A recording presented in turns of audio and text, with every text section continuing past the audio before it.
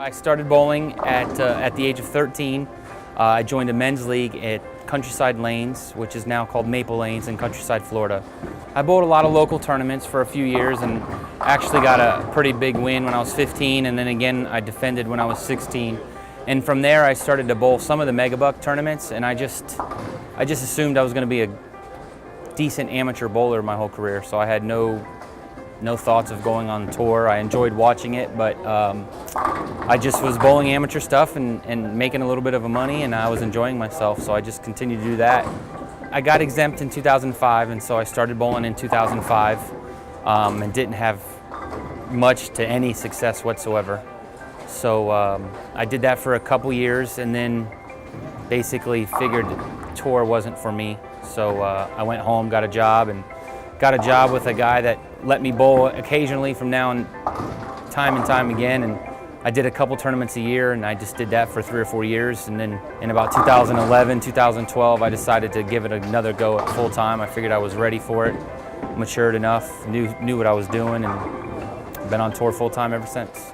I thought I was a good bowler. I thought I was a great bowler, and I came out on tour and quickly realized I wasn't as good as I thought I was. So there was a lot to learn, and fortunately, the first few years on tour, Doug Kent took me under his wings and taught me a lot about ball layouts and all the technical side of it, basically where to eat, when to sleep, all that. He taught me how to basically live the tour life, and without him, I probably would have never made it. Bobby Belmont taught me how to run a pro shop. He taught me all the ins and outs of running the pro shop. This was all pre-resin and pre-technology of the bowling balls they are now.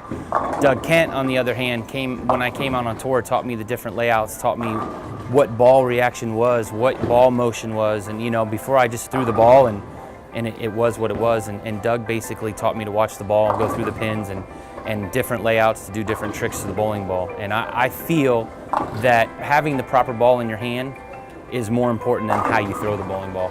It doesn't matter how good you are, if you don't have the right ball in your hand, you can't out-bowl bad ball reaction. I think it's vital to have somebody that knows not only how to fit the hand, but how to lay out the ball, because without both of them, you're just guessing at what you're doing. And my pro shops, I feel like we provide the best of both, and I firmly believe that you need to go to a pro shop that can fit your hand properly and build an arsenal around that. We try to, as much as we can, educate the consumer, because we're not going to be able to drill every ball for them for the rest of their lives, especially the youth.